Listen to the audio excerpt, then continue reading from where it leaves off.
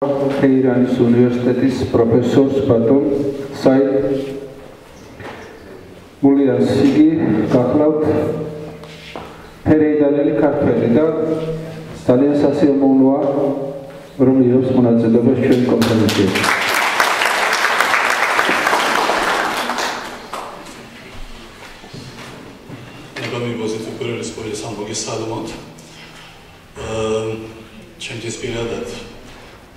დიდი პატივია შემიძლია ქართული უნივერსიტეტში ქართველებს ჩემი თანანერგებს და თანაფესვებს მივესალმო.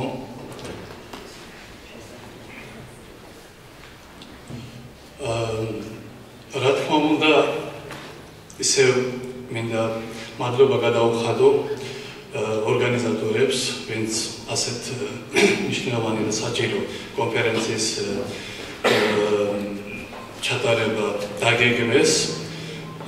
ეს შეიძლება ჩვენთვის უფრო საგრძნობელია, ვინც საქართველოს საზღვრების გარეთ ცხოვრობს, რაც წარმოადგენს ქართველობა და მე მინდა ვთქვა, რომ თუ ასეთი ორგანიზაციები და ასეთი ცენტრები, რაც ქართველობაზე მუშაობენ, არ გააგრძელებენ ამ საქმესა და დიდი ყურადღებას არ მიაქცევენ, შეიძლება მომავალი თაობა, ან დამდენი თაობის შემდეგ უკვე ვინც ფერეიდანიდან ან საზღვარგარეთ ქართველი ვინც ჩამოვა, უკვე არ შეძლოს ქართულად ლაპარაკი და ამიტომაც ძალიან საჭიროა რომ ყურადღება მიაქციონ ასეთ ცენტრებმა ქართველობას. მე ჩემი მოხსენება არის ქართველთა როლი ირანის ისტორიაში. მე მინდა ვთქვა, რომ ამის ქართველთა როლის მნიშვნელობის დამადასტურებელი არის ის, რომ აქ ირანის ისლამური რესპუბლიკის ელჩი აქ ბრძანდება. ეს ამის დამადასტურებელი დამამტკიცებელია, რომ ქართველებს ძალიან განსაკუთრებული როლი უკავიათ ირანში და ირანს და საქართველოს ყოველთვის ისტორიის მანძილზე უძველესი დროიდან ურთიერთობა ჰქონდათ და ირანელები ყოველთვის აღიარებდნენ და აღიარებენ ქართველების როლს ირანის ისტორიაში, კულტურაში და ცივილიზაციაში. ასევე მე ჩემს მოხსენებას დავიწყებ ერთი ნამდვილი და სერიოზული შემთხვევით. მე ჩემი სადოქტორო დისერტაცია იყო ქართველთა როლი ირანის ისტორიაში, კულტურაში და ცივილიზაციაში. როცა დავიცავი, მე გადავწყვიტეთ ამის დაბეჭდვა. რა თქმა უნდა, არ ვიცი ახლა საქართველოში როგორი პროცესია დაბეჭდვის მიმართ, მაგრამ ირანში ნებართვა არის საჭირო და სანამ დავბეჭდავდი, მინდოდა კონსულტაციები გამეარა ჩვენი საქართველოს ყოფილი ელჩთან, ბატონ ჯემშიდ გიონაშვილთან. მე როცა მივედი ბატონ ჯემშიდთან მხარი რა ის დისერტაცია მე დავიცავი და მინდა დავბეჭდოთ და თქვენი აზრი არის მეთქი და მითხრა, რომ შეიძლება ასეთ სახელწოდებით ნებართვა არ მოხდეს დაბეჭდვის არა იმიტომ, რომ არ აღიარონ, მაგრამ როცა მაგალითად ვიზით, რომ ისლამის როლი ირანში ან ირანის როლი ისლამში შეიძლება რომ კარგად ღირსოდა, მაგრამ როცა ეთი ქართველთა როლი ირანის ისტორიაში, კულტურაში და ცივილიზაციაში ცოტა ძიმე სახელია და შეიძლება ამ სახელით, სახელწოდებით ნებართვა არ მოხსენო და მაინც მე გადავწყვიტე, რომ რახან ამ სახელით დავიცავი დისერტაცია, კარგი იქნება, რომ ამ სახელით გავბეჭდოთ და როცა ველოდებოდი ნებართვას, მადლობა ღმერთს, ნებართვა მოხდეს დაბეჭდვისა და მე დავინტერესდი პიროვნებას, ვინც ნებართვა მოხდა და ვინც ეს ჩახედა დისერტაციაზე ნებართვის მოცემისთვის. მეკითხა, რატომ ნებართვა მოხდა და მე როცა მივედი იმასთან მითხრა, რომ მე ბავშვობიდან წიგნებში ყოველთვის ვკითხულობდი, რომ საქართველოს და ირანს როგორი კავშირები ჰქონდა, ურთიერთობა ქართველები ირანში, განსაკუთრებით სეფიანთ დინასტიაშიო და მე წაკითხვილი მქონდა წიგნივო ასეთ ისტორიკოსია ძალიან ცნობილი ირანში, ნასროლა ფალსაფი, რომელსაც უთქვამს, რომ ირან საქართველოს და ქართველების მოღვაწეობა ირანში განსაკუთრებული წიგნში და დაფეროულა გარდაიცვალა იმან და ვერ დაწერაულა ყოველთვის მე ველოდებოდი ასეთ ზიგიცაო და როცა ნახეო ძალიან გამიხარდაო და მაინც ძალიან დეტალურად განვიხილეო რამე შეცდომა არ იყოსო და რაც წყაროები იყო ის ყველა ვნახეო და მადლობა რომ მეც რახან მინდოდა ისეთ საქმე გამეკეთებინა რომ არავითარი ეჭვში გაყოფილიყო იმამაც ისეთ დეტალურად განვიხილა და აღიარა რომ ყველაფერი არის სერიოზული და სანდო წყაროებზე დაყრდნობით და არავითარი პრობლემა არ ჰქონდაო და როგორ არ უნდა ვაღიარო ქართველთა როლი ირანის ისტორიაში და კულტურაში და ცივილიზაციაშიო და ეს წიგნი ჩვენ დავაბეჭდეთ მე მგონი ითარგმნება ქართულად და იმედია მალე დაიბეჭდება და ჩვენი თანანერგები და თანადესვები ჩვენი ქართველები საქართველოშიც ნახდნენ რომ თავიანთი ხალხმა რომელიც ისტორიული მიზეზების გამო და მიზანების გამო გადაასახლეს სხვა ქვეყანაში იქ ისეთ ხალხი არ იყვნენ დაჩაგრული ის მათაც შეასრულეს თავიანთი როლი ძალიან მაღალი თანამდებობები დაიკავეს და ასახელეს თავიანთი ჯიში და ჯირაგი თავიანთი ქართველობა და თავიანთი საქართველო როგორც მოიხსენებათ ირან და საქართველოს ყოველთვის განსაკუთრებული ურთიერთობა ჰქონდათ და განსაკუთრებულად ეს არის სეფიანთა დინასტიის დროს და შაჰ-აბასის დროს შაჰ-აბასმა როცა ყველ წაიყვანა საქართველოდან დაახლოებით 200,000 ქართველი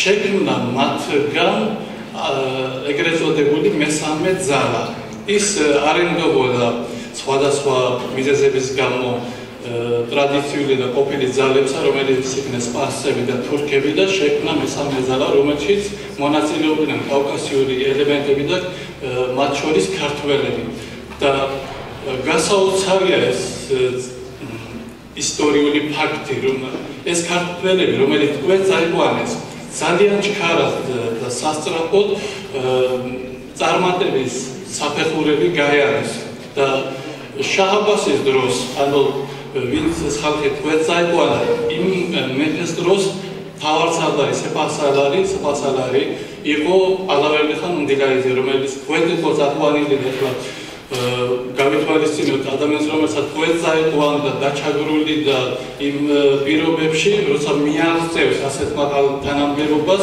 ეს ამისი მაჩვენებელია რომ ამას რაღაცა თვისებები ჰქონდა რაღაცა გააჩნდა და ეს არის ჩვენი ქართველობა მე მინდოდა წარმომედგინა ჩემი წიგნიც ახლა ეს წიგნი არის დაახლოებით 400 გვერდიანი რაც დაეყრდნობა 300 ქართული, ინგლისური და სპარსული წყაროებს, მაგრამ ღრმად უკვე არ მინდა შევეხო, რახან უფრო საინტერესო მოხსენებები იქნება და მაგრამ მოკლედ ვიტყვი რომ ჩვენ ქართველები საზღვარ გარეთ გვჭირდება განსაკუთრებული ყურადღება და მე ისევ რახან ვიცი რომ უწმინდესი და უნეტარესის ლოცვა-კურთხევით განსაკუთრებული ყურადღება და საქმეები ამ მიმართულებით მიმდინარეობს, ასევე მინდა ვთხოვო ქართველ რეგებს და რა თქმა უნდა ამ ცენტრის მოვალეობაც არის რომ განსაკუთრებული ყურადღება მიაქციონ, რათა მე ჩემს შემთხვევაში ვამბობ რომ მომავალი თაობების და ჩვენი შთამომავლის წინაშე არ შევსხეს ჩვენი ენის წინაშე. მე ყოველთვის ვამბობ თვითონ რომ ნეტად ამ ქვეყნიდან წასვლის დროს ისე საქმე გამეკეთოს რომ ჩემი ენი და ერის წინაშე არ შევსხეს და ასე მინდა ვთხოვო ისევ რომ განსაკუთრებული ყურადღება ცენტრებმა რომელიც ქართული საკითხებთან მიმართულებით მუშაობენ გამოიჩინონ. ქართველთა მოღვაწეობა მარტო სეფიანთა დინასტიით არ შემოიფარგლება, სხვა შემდეგი დინასტიებშიც არსებობენ დაახლოებით 60 მაღალ რანგის ქართველი რომელიც სხვადასხვა პროვინციებში თანამდებობები ეკავათ, იყვნენ გუბერნატორები, მაგალითად ეს ძალიან შესანიშნავია ვთქვათ, რომ დაახლოებით 1 საუკუნის მანძილზე ისპაჰანის მმართველი, ან დედაქალაქის მმართველები იყვნენ მარტო ქართველები და ის ადამიანი თუ მაგალითად მოწევდა სხვა პროვინციაში წასვლად, ის ნიშნავდა თავისი წარმომადგენელს, ანუ ეს ტრადიციულად და შთამომავლობით გადადიოდა თაობიდან თაობაზე. და ეს ამის მაჩვენებელია, რომ ქართველებს ძალიან ენდობოდნენ და მრავალჯერ მოხსენებული არის წიგნებში, რა თქმა უნდა, სპარსული წიგნებში, და ქართული შეიძლება ვთქვათ, რახან ქართველებზე ლაპარაკობს, ცოტა გაზვიადებული იყოს, მაგრამ სპარსული წყაროებში მრავალჯერ არის მოხსენებული, რომ როგორ ენდობოდნენ მეფები ქართველებს და როგორ იყენებდნენ იმათა და არა მარტო ცეფიანთა დინასტიის დროს, მას შემდეგაც აფშარი ყაჯართა დროს და ყოფილი რეჟიმი ფალავის დროს და რა თქმა უნდა ამ ისლამურ რესპუბლიკაშიც უამრავი ქართველი, რომელიც ძალიან მაღალ თანამდებობა უკავიათ, მათ შორის ახლაც ასევე გარდა გუბერნატორებისა და პოლიტიკური სფეროს მოღვაწეები, ბევრი ქართველი იყვნენ, რომელიც სპარსულად ძალიან კარგი ლექსებს ამბობდნენ და ასე რომ შემიძლია თამამად თქვა, რომ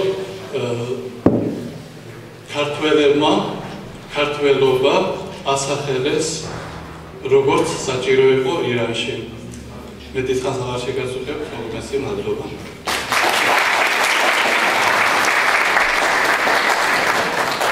სიტყვების ალმებისათვის ეძლება ხელოვნების ისტორიის სპეციალისტ დოქტორ თურქეთის რესპუბლიკიდან ბატონ თევზი ჩელებს.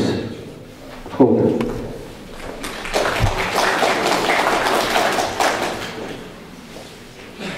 გამარჯობათ ბატონებო, ქალბატონებო. მე ვარ თევზი ჩელები, ხელოვნების ისტორიკოსი, თურქეთელი ქართველი. ახლა თქვენ გელაპარაკები 200 საუკუნე წინანდელი ქართული ენით. თუ რამე შემეშალა მეპატიეთ.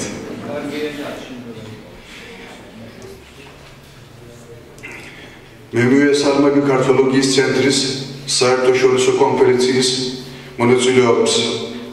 მე პირადად ჩემი მიზანია თურქეთში ქართველი ხელოვნების ნიმუშების, კერძოდ ყარსის ქართული ეკლესია მონასტრების კვლევა. აქვე ვიტყვი ჩემს გულის ტკივილსაც. თურქულენოვანი მეცნიერები ქართული წყაროებით უშუალოდ ვერ ვსაგლებთ. ჩემი თურქი კოლეგები ძირითადად იყენებენ დასავლეთელ ევროპელ ენებზე არსებულ ცნობებს, რომლებიც ზოგჯერ არასწორადაა თარგმნილი, არადა თურქეთში არსებული ქართული ხელოვნების ისტორიის სერიოზული კვლევა ვერ განხორციელდება ქართული წყაროების გარეშე. იმიტომ აუცილებელია ქართული წყაროების აკადემიური თარგმნა თურქულად. შესაბამისი განმარტებითა და აპარატურით. ასევე აუცილებელია თურქ და ქართველ მეცნიერთა ერთობლივი პროექტების განხორციელება. ვიმედოვნებ, ჩვენი სახელმწიფოები ხელს შეუწყებენ ჩვენს ინიციატივებს. თურქეთში ქართველობის, საქართველოში კი თურქოლოგიის განვითარება, ჩვენი კულტურების მსგავსებისა და განსხვავების ძიება, ეროვნული შედევრების მოძიება, დაცვა და რესტავრაცია კიდევ უფრო დაახლოვებს ქართულ და თურქ ხალხებს. მადლობთ. Absolutely.